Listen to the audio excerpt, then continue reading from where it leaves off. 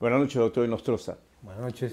Mi nombre es Fernando Ofelan, de Justicia.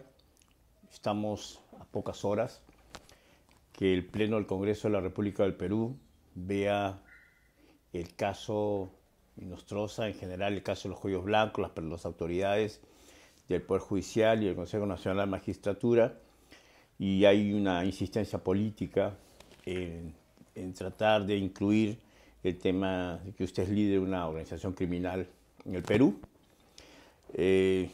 Esto en un contexto, señor, donde el Poder Judicial es visto como una institución débil, lamentablemente corrupta, donde es posible comprar medidas cautelares, donde hay empresarios que son extorsionados por autoridades, funcionarios públicos, de municipios, de gobiernos regionales, donde es posible plantear una solución pagando estas coimas, donde es posible buscar el Poder Judicial, ya sea en el Callao, ya sea en Chiclayo, ya sea en el Cusco, ya sea en Tumbes, ya sea en Amazonas.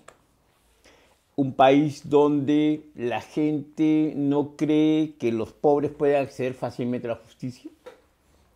Un país donde muchos empresarios de la construcción y de la gran infraestructura asociados a intereses extranjeros, como los casos Lavallato o Club de la Construcción, por una debilidad del sistema, por no tener funcionarios en el Ministerio Público más preparados, no pueden, de alguna manera estos empresarios no pueden volver a ser capturados, han salido libres, muchos no pueden ser procesados, los grandes consorcios tienen a muchas personas impunes. En resumen, para lo grande o para lo pequeño, se percibe mucha impunidad. Y en medio de eso, ocurre en este tema los audios, ocurre este caso donde usted es involucrado, donde lamentablemente un presidente de la Corte Superior tiene audios que han sido considerados deleznables, no solo por los pedidos, sino por la vergüenza que producen. Entonces, en ese entorno, pareciera que todo el país, desde el presidente de la República hasta el ciudadano más humilde, considera que usted es el responsable de todo. Y lo digo con poco de ironía, porque desde mi punto de vista, hay muchos responsables que están felices que usted lo queme en vivo. Pero la sociedad es así, la sociedad peruana es hipócrita. Y cree que matándolo a usted se acabó la rabia. No quiero ser irrespetuoso. No quiero ser irrespetuoso. Así que la primera pregunta que le hago, señor, es: ¿usted alguna vez ha sido cabeza de alguna organización criminal?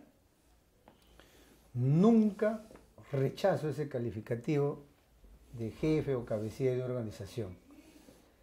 En este caso de los audios, no se ha discriminado bien la participación que ha tenido cualquier personaje en actos ilícitos. Los audios donde aparecen mis conversaciones no tienen contenido penal, lo han dicho los mejores especialistas, no porque yo sea abogado, porque algunos dicen que él es abogado y se defiende, lo han dicho los mejores especialistas, pero sobre todo está la ley. En el Código Penal, las conductas que yo habría desarrollado, que son escasas, no constituyen delito. De manera que me han satanizado, han hecho un trato injusto, excesivo, y que tiene que ver aquí una serie de factores, desde el punto de vista mediático, desde el punto de vista político, ¿no es cierto? Los políticos, para elevar su popularidad o para decir que están luchando contra la corrupción, y yo les digo a los ciudadanos del Perú, ¿dónde está la corrupción de Nostroza? Entendido de que uno vende sus servicios públicos a cambio de algún dinero, alguna dádiva. La corrupción en el sentido de que si tiene fondos bajo su administración, se apodera para su propio beneficio. La corrupción entendida en intervenir en contratos para obras públicas, donde de por medio me pongo de acuerdo con el contratista como funcionario para recibir coimas. La corrupción entendida como que el juez pide dinero para resolver un caso concreto. Y así, por el estilo lo dice la ley penal. Yo quiero preguntarle a los ciudadanos, con todo respeto, ¿dónde encuentran actos de corrupción en esas conversaciones que tiene César Inostroza? Ninguno. Señor, políticos que tienen como líderes a personas que están fuera del país y que están de alguna forma rechazando su extradición. Políticos que tienen como líderes a exmilitares, caso Ollanta Humala. Políticos que tienen como líderes a la señora Keiko Fujimori, cuya situación del fujimorismo para algunos es un tema polarizante, es la palabra, polarizante. Políticos que tienen como líderes a personas de izquierda que han apoyado a una alcaldesa, que no era la líder de la izquierda, pero tenía una simbología, y que de alguna forma, en general, políticos que se han quedado callados mucho tiempo sobre cómo funciona el país. Porque nuestro país funciona con este gran universo de costos ocultos. Muchas cosas se hacen debajo de la mesa. Entonces, yo le pregunto a usted, ¿cómo funciona la Corte Suprema? ¿Es una institución transparente? ¿Qué vicios tiene la Corte Suprema, señor?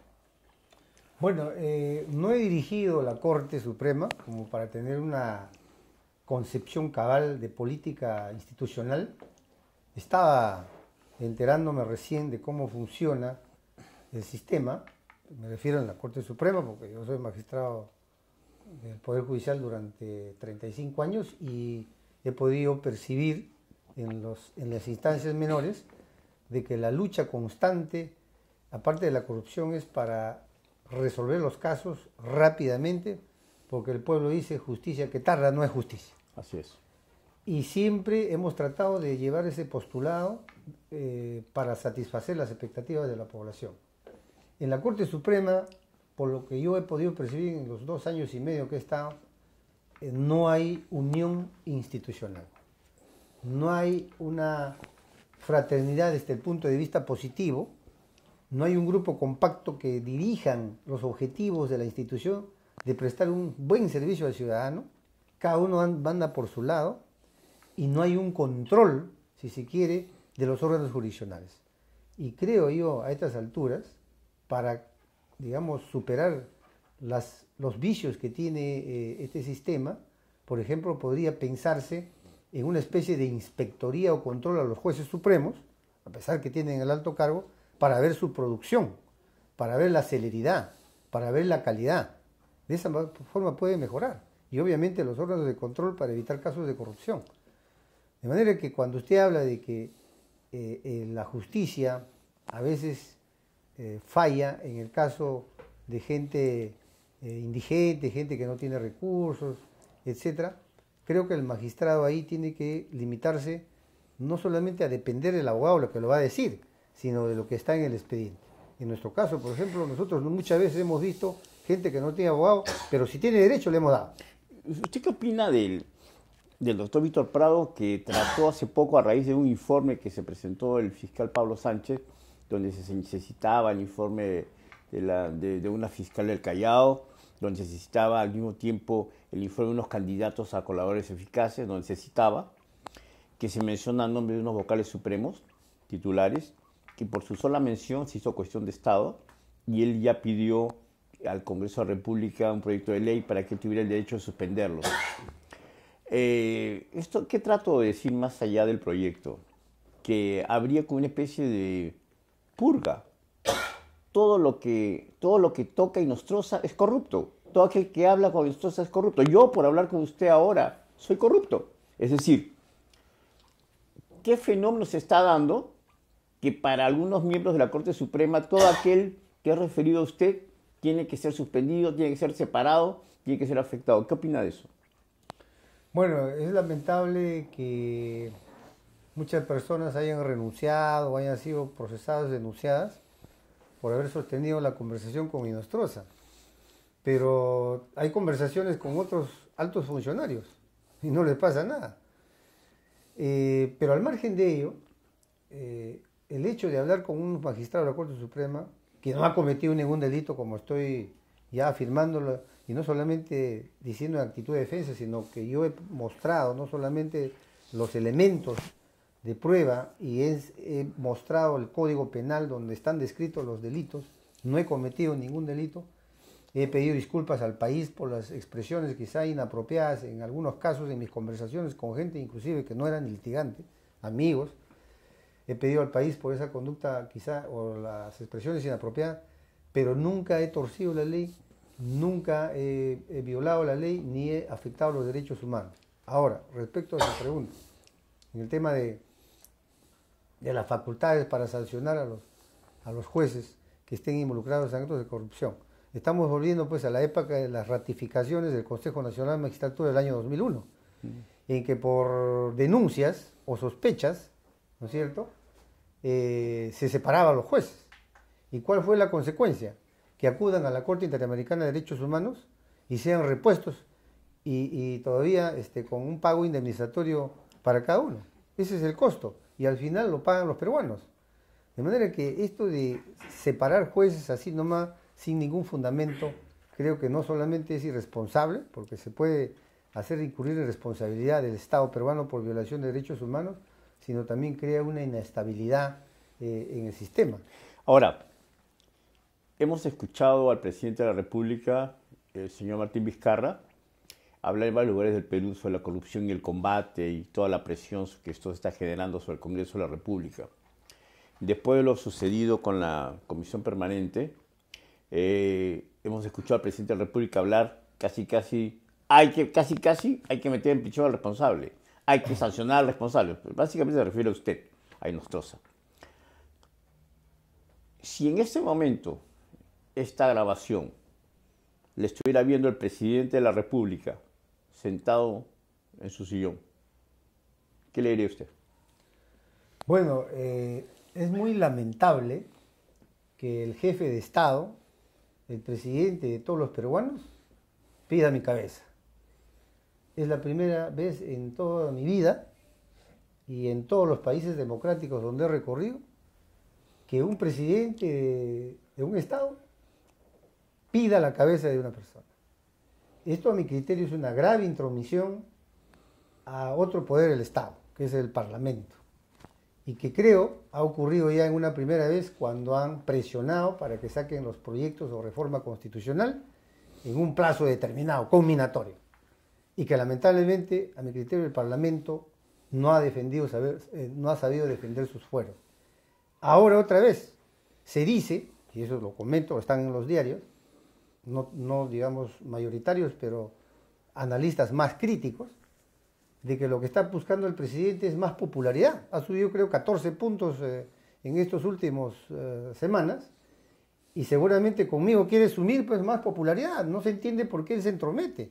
En otro país, señor periodista, cuando un presidente se entromete, interfiere a otro poder del Estado, es acusado constitucionalmente y destituido. En mi caso, está violando mi derecho constitucional de presunción de inocencia. No puede decir que yo soy irresponsable de los cuellos blancos cuando ni siquiera él ha visto el expediente ni las pruebas. Estoy seguro que ni siquiera ha consultado a su ministro de Justicia, que sería el que lo tiene que asesorar.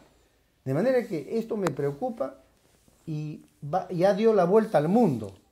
Así como la vez pasada dio la vuelta al mundo esa noticia que quería cerrar el Congreso, ahora quieren meter a la cárcel a un ciudadano peruano, a un juez que no ha cometido delito alguno. ¿Cuál es la intención? ¿Cuál es la finalidad? No quisiera que sea una finalidad subalterna.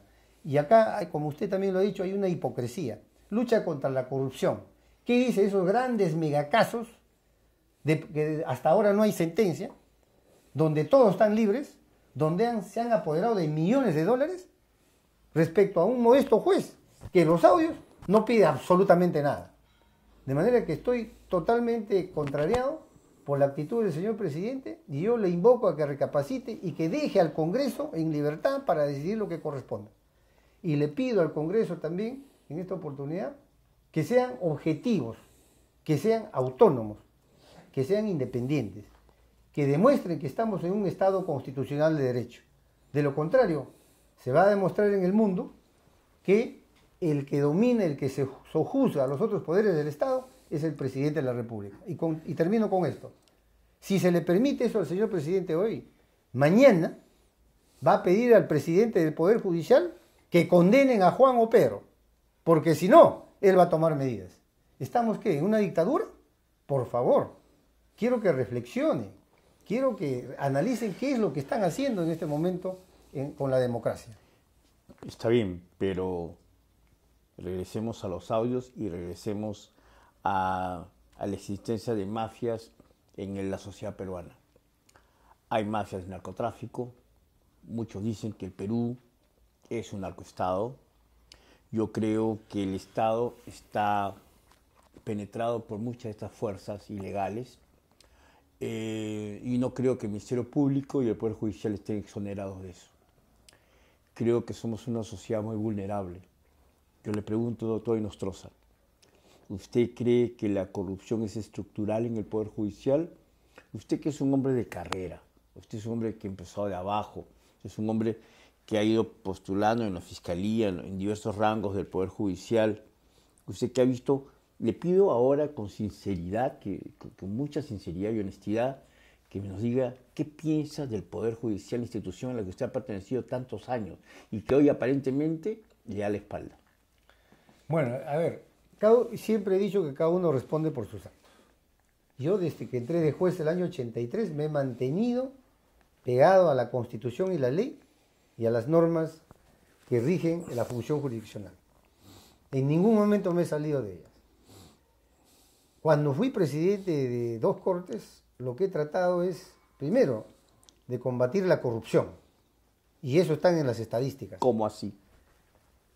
Exhortando a los órganos de control para que hagan visitas preventivas. Invitando a la ciudadanía a que hagan sus denuncias y quejas verbales ante la presidencia. Política de puertas abiertas. Para mí, cuando era presidente, no era necesario pedir cita. El presidente recibía a cualquier ciudadano para transparentar. Y una serie de acciones que han demostrado que realmente nosotros hemos querido erradicar cualquier tipo de corrupción en las cortes que he trabajado. Por ejemplo, estaba en el Callao. Durante 2 años, 2009 y 2010, no tuve, señor periodista, ninguna sola denuncia de ningún ciudadano. Ninguna. Y en el 2015 tampoco. De manera que no se puede acusarme a mí de corrupto. Sin embargo, en el Corte del Callao había casos de narcotráfico o había casos de mafias locales del Callao que se volvieron públicas y nacionales, y a veces hemos observado cierta pasividad en las cortes. También eso es cierto. Bueno, los presidentes de corte no conocen procesos. Son como una especie de gerentes. Son funcionarios administrativos. Sin embargo, le estoy contando la percepción. Claro. Ahora, aquí pues debe haber controles de todos los actores de un proceso. Si, por ejemplo, hable usted casos de narcotráfico o otro tipo de delitos, hay 2 partes. La parte que resulta agraviada con el delito y la parte procesada. Los abogados, tanto de uno u otro, controlan cómo este proceso tiene que estar llevándose correctamente.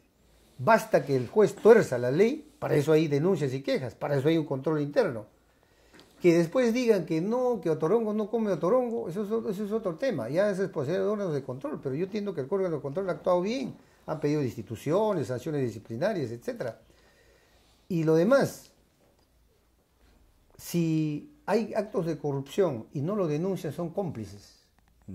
¿Quiénes son cómplices? Los que saben, los que conocen. Entonces, si no hay denuncia, ¿quién puede actuar? Podrá haber soterradamente, se dice, se habla que hay, pero nadie colabora, nadie denuncia ni aporta pruebas. De manera que hay una responsabilidad también de los litigantes y de la ciudadanía de denunciar a los jueces con pruebas. Y en todo caso, investigar los órganos de control. El congresista Pacori, ahora también lo han agarrado de segunda piñata, porque dicen que no fue suficiente, no fue enfático, no fue agresivo, que fue incompleto, que no puso todas las barbaridades de Inostroza, ¿no? Disculpe que lo diga de esa manera. Entonces yo le pregunto a usted, ¿qué le diría Inostroza Parechi al congresista Pacori, que por lo visto va a tener que volver a hablar o sustentar o agregar nuevos delitos o ver la manera, por la presión que hay también sobre él ahora, de colocar algo para que se vuelva a revisar, aunque sea con otras palabras, el tema de que usted es el cabecilla? Bueno, yo no voy a individualizar a las personas, Ok. pero sí, y esto es público, cuando me citaron a la Subcomisión de Acusaciones Constitucionales para ejercer mi derecho de defensa, donde se determinó las fechas y pruebas, se fija, no se puede salir de ese marco. ¿Cuáles eran las denuncias por delito de organización criminal? Explíquelo, por favor. La Fiscalía de la Nación no denunció organización criminal. Ojo. ¿Quién lo hizo? El único que denunció fue el procurador público, ¿no? El señor Enco, avalado por el congresista Gino Costa. Esa denuncia del señor procurador, totalmente ligera y responsable, no precisa los elementos del delito de organización criminal. ¿Y qué es lo que ha hecho la subcomisión que delegó al señor Pacori a hacer el informe? Ha incorporado hechos que no están en la denuncia del procurador, lo cual vulnera gravemente lo que se llama un principio constitucional de congruencia y de inmutabilidad de los hechos. No se puede cambiar hechos. Lo que se ha hecho es incorporar la denuncia que ha presentado el señor fiscal Pablo Sánchez, que todavía ni se procesa, no me notifica para hacer mi descargo, y de ahí ha sacado el hecho de que soy cabecilla, porque así está en la denuncia última del señor Sánchez que no se procesa. Y además ha hecho referencia a presuntos aspirantes a colaborador eficaz, que no está en la denuncia del señor Anco, sino del señor Sánchez, que no se procesa. De manera que ha trastocado, ha incorporado hechos, y eso viola el debido procedimiento parlamentario. Lo he dicho en la audiencia correspondiente, el procedimiento parlamentario tiene que estar regido con las garantías constitucionales del debido proceso. Porque si no, ¿qué va a pasar? Y hay un precedente.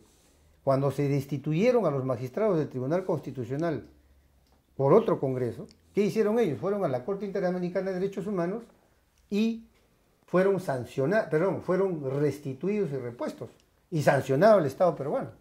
De manera que hay que actuar objetivamente. Los hechos ya están fijados. Solamente es motivo de revisión, en este caso, la denuncia del señor Enco y el señor Costa, donde no están los hechos que dice el informe Pacori. Señor Nostroza, una pregunta final. Más que una pregunta, quisiera invocarle algo. Esto sí lo puede hacer usted. Usted puede dirigirse al país. El Perú, los peruanos, estamos hoy en una coyuntura electoral. Estamos por cambiar nuestros gobiernos regionales, nuestros alcaldes, las autoridades que tenemos más cercanas. Tenemos una situación, en el caso de Lima, una situación de mucha violencia, extremada violencia, agresiva y depredadora violencia. Y tenemos un gobierno que se percibe débil. Y tenemos mega casos de corrupción, que como usted lo ha dicho hace un momento, están pasando por más que agua tibia, están pasando por una impunidad grave. Pero además tenemos la falta de justicia cotidiana. Las personas que en nuestro país a veces tienen que someterse a malos funcionarios del Ministerio Público o a malos policías y a malos jueces. Entonces la gente a veces no está tan preocupada por los megacasos, la gente está preocupada por lo que pasa en su pueblo, en su ciudad. Y somos muchos centenares de ciudades en el Perú. Entonces, en medio de esta desesperación, usted se ha convertido en el símbolo de todo lo que nos da rabia. Y se lo voy a decir con todo respeto, ¿no? Por eso es que quisiera que usted le diga al Perú cómo se siente usted con toda esta, ya no es avalancha, con toda esta, ni siquiera es un huaicos, con todo este tsunami, con todo este huracán, con toda esta cosa que es exclusivamente contra usted, donde inclusive los miembros del Consejo Nacional de la Magistratura pasan a quinto plano y donde se pretende quizás matar todo lo malo mostrando su cabeza con la sangre chorreando. ¿Cómo se siente usted? Dígale al país cómo se siente usted y cómo es que deberíamos mirarlo a usted. Bueno, efectivamente pues se ve un cargamontón, un ataque sistemático a mi persona desde ya hace tiempo, que se están uniendo otros actores generalmente los políticos, y que la verdad es un tratamiento injusto e inhumano. Yo no he cometido, pueblo peruano, yo no he cometido ningún delito. Lo digo enérgicamente. Y está mi conducta, vuelvo a repetir. Lean los audios. Los mismos acusadores del delito de organización criminal dicen, no se le puede acusar por esos diálogos, por esas conversaciones, porque ahí no hay nada. No se va a poder probar el tráfico de influencias o patrocinio ilegal. Reconociendo eso, dicen, ¿cómo agarramos a Inostroza? Hay que acusarlo por organización criminal, que es un delito autónomo, y entonces, como miembro de la organización de otra persona, entonces ahí me condena. Eso es lo que están haciendo. Y realmente me siento muy mal en el sentido psicológico, me ha afectado profundamente, ha destruido a mi familia, me ha destruido a mí moralmente, pero yo doy la cara porque yo no he cometido ningún delito. Y yo les invito a todos los ciudadanos a que sigan investigando mi conducta por todos los años que quieran. Y encontrarán que nunca he torcido la ley, nunca le he quitado su plata al peruano, nunca me he apoderado de fondos, ni he extorsionado, ni me he beneficiado con nada. Señor, yo le agradezco mucho la entrevista y solo me permite una licencia. Si yo fuera embajador de otro país, establecido en el Perú, me sentaría a escucharlo con detenimiento. El país tiene instituciones muy débiles. El país está en una transición muy complicada. Y a mí, en lo personal, como Fernando, señor, nunca me ha gustado los apanados ni el bullying, y menos los cargamontones. Cuando hay un cargamontón contra alguien, en toda mi vida, señor, siempre me he puesto, a pesar de que la víctima o la persona víctima del cargamontón sea inocente o culpable. Nadie en este país, ni en la sociedad, ni entre los humanos, merece un apanado moral, social, colectivo. Eso es de tribus, eso es de salvajes. Yo pienso que la sociedad debe mejorar y pienso que quizás todo esto nos sirve de lección. Decía un buen amigo en Tumán, hay que sacar lección. Y estos son 15 minutos que tiene la sociedad peruana para reflexionar sobre sí misma. Condenar a alguien, ensangrentar y cortarle la cabeza, no sé si sea la solución para la crisis que tiene el sistema de justicia. Pero en todo caso, yo agradezco su valentía y su honestidad de testimonio para hablar con nosotros. Gracias. Gracias, y otras finales palabras, si Sí, me señor. permite. Bueno, hay otros analistas políticos que también creo que tienen razón con su hipótesis. Lo que se quiere es desprestigiar la administración de justicia, decir que todos los jueces son corruptos o la mayoría de jueces corruptos en el Perú, que no hay garantía para un debido proceso y que algunos procesados que están fuera del país alegarían en ese procedimiento de extradición de que no hay garantías en el Perú y por lo tanto podrían rechazar cualquier tipo de extradición, ¿no? ¿Para qué? Para lograr impunidad. Y así todos los que están esperando en fila, los grandes procesos que usted ha hablado, megaprocesos, que están tratando de deslegitimar y hasta tumbarse al Estado de Derecho. Porque hay un terror, también lo dicen los analistas, yo repito lo que dicen los analistas políticos, hay un terror entre gente que ha sido, digamos, delatado en el caso de Odebrecht, en el caso Chincheros y otros casos emblemáticos donde el fiscal actual ha abierto investigación.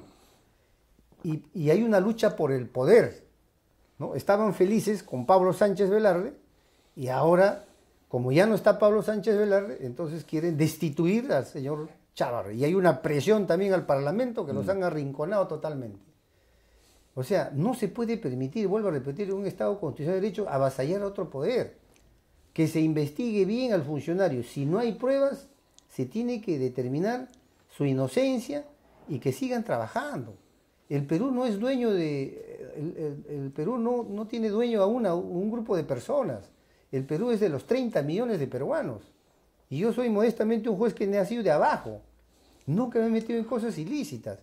De manera que para mí es sumamente grave que pretendan entregar mi cabeza, como usted dice, sangrando, para satisfacer la voracidad de la gente que me odia, gratuitamente, porque yo nunca les he hecho nada. Durante mi vida nunca les he quitado nada a nadie. De manera que esto ya lo sabe el mundo, ha recorrido el mundo, y sí invoco al señor presidente de la República que se abstenga de intervenir, que deje en libertad al Parlamento a resolver conforme a la Constitución y las leyes. Señor, muchas gracias. Creo Gracias. que no solo el país, creo que muchos en muchas otras sociedades van a observar con mucho detalle lo que va a pasar el día jueves en el Parlamento. Lo van a observar en varios idiomas, tenlo usted por seguro. Y creo que lo que ocurre el día jueves va a marcar el destino del sistema de justicia. Es probable, dado lo que dicen los analistas, que hay muchos que están buscando que usted sea sancionado, la resolución del Congreso se publique a la brevedad, si es posible al día siguiente, automáticamente se ordena una prisión preventiva y muchos desean que una madrugada en su casa caiga una cámara y lo graben enmarrocándolo. Eso es un deseo de personas que focalizan la injusticia y la corrupción del país en usted. Pero por otro lado hay otros que saben que eso no necesariamente es la salida. Yo espero que los parlamentarios, los políticos peruanos tengan un poco más de Objetividad. Peruanidad, un poco más de sentimiento de clase política. Ni siquiera sé si son clase política. Sé que son políticos, pero no sé si son clase política. No sé si son una élite política.